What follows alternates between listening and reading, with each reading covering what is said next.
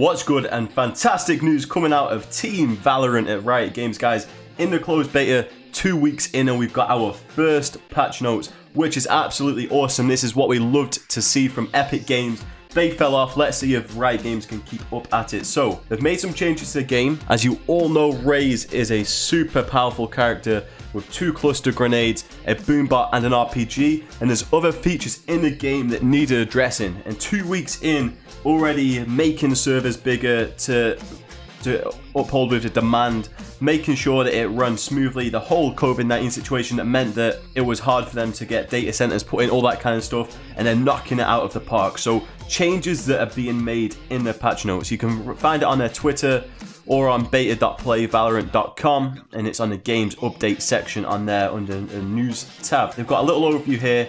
Hey, look at us, patch notes in a closed beta. We love to see it, we do. Who would have thought? This short and sweet patch address, the giant Raze in the room, cameras that somehow learned how to shoot. Don't even ask about that one, guys. You're not seeing it, YouTube it. But Cypher's cameras, if you chuck a pistol at it, they can shoot.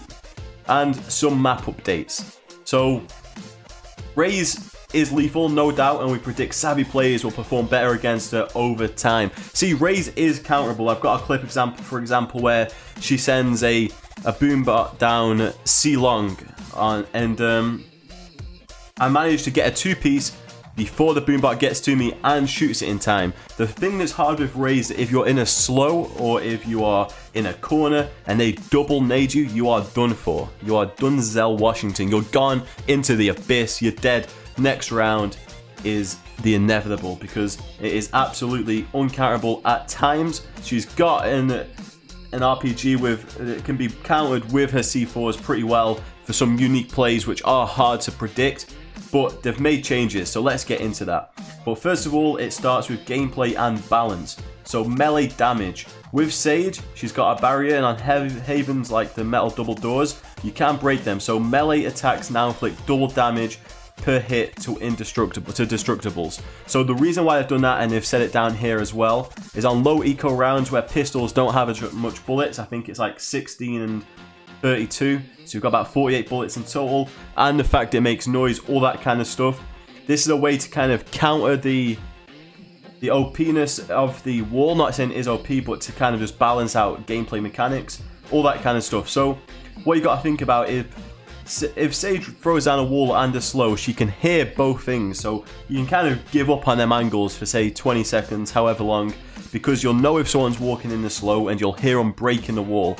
Of course, Jet can jump over it, Omen can he can teleport on top, that kind of stuff, but this will just make it a little bit more even, make sure that the enemy team still have to focus on them areas. So it's good they've made this change. It means that low eco rounds you can still get through the walls, and especially what I keep doing is on with the double doors is putting it in front of the double doors, so when they go to teleport you're stuck, which is pretty funny, but you know it's one of them where it's just having a bit of fun. So with Raze, the changes: reduce paint shells from 2 to 1. This is gonna obviously reduce double pushes down mid, double pushes in slows, all that kind of stuff, make it quite a bit less OP. And then paint shells now have a kill reset, so you have to kill 2 players to refresh cooldown. So this means Raze players, you now need gun skill. You can't get alone, you can't get along with this low IQ stupid plays and getting a majority of your kills with abilities. You actually need to learn how to place your crosshair on an enemy's head and press the trigger. So absolutely awesome that they've done this. Tune adjust audio for paint shells, blastback, and showstopper, so you'll actually be able to hear when they're coming now. So obviously there's like Banheyo or whatever it says, but there's all that kind of stuff, and you'll be able to hear when it's coming, which is good. So you can counter it. Maybe, you never know, Sage could quickly put down a wall. Of course, like it says here, just spread, all that kind of stuff. At least you know when it's coming, what to do, and it's pretty good. And then fix an edge case where secondary cluster of paint shells will explode quicker than intended. Now they have a minimum duration before exploding. This is good because, of course, there's timing to learn. Games like this is all about timing, always will be in a tactical FPS, but it's good. I've never come up across this problem, or I've not really thought about it. I've just presumed one goes off, the second one goes off shortly after, you're done for anyway. It's nice that they've addressed that, nice that it's getting changed, and that is good. So obviously, like they're saying here, Raze is meant to be highly threatening.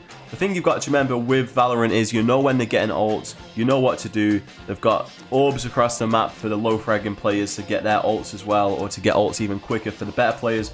So it's all about playing the game. We're completely new into the beta, so savvier players will learn how to play the game and will learn how to counter it. So I think just give it time. Raze is balanced for now. I think she'll stay pretty much how she will be, and she should feel a lot less overpowered and just a good asset to a team with a player that can use her well.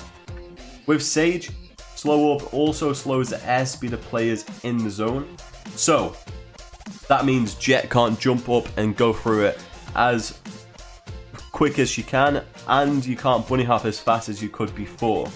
Players can now walk through the slow orb without making noise. So of course, if you're running, it's still going to make noise. If you shift, you'll get through slower. Again, this is all about the players that will throw down an orb and focus a different area straight away because they think they can visually hear. Now it gives them another element to think about.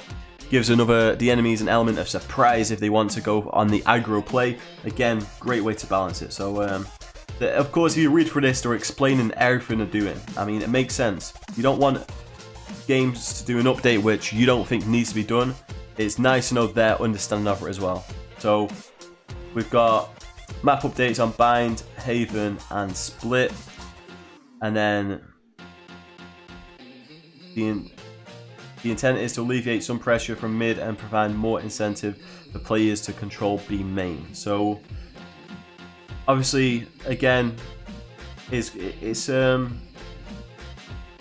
I mean, Split is one of the maps which I'm not fond of anyway, but it's good that it's kind of changing up. It might actually change the element. I just don't feel like people are playing for the orb at the moment. So once we get super tactical where ults are so important, then I feel like these changes will feel even better as well. And then quality of life, reduced outbound network traffic from clients players running at higher frames. See, I don't really know if I've noticed this, but I get a lot of network connection in the top right corner. Maybe it is when my FPS is going higher that's when it happens. Makes sense, and it's there. But like I said, there's no impact to gameplay / responsiveness. A few bug fixes here. Rare server crash caused by packets being corrupted. Cypher's spy cam can no longer use weapons, thank God. And fix a bug where footsteps audible range would sometimes not appear on the minimap. But guys, be excited that Valorant are doing this 2 weeks into the closed beta. I definitely am. Loving the game. Hopefully you guys have got a code in R2. Not long from summer now, and we'll get the game all the way anyway. So thanks for watching, guys, and I'll see you all in the next one.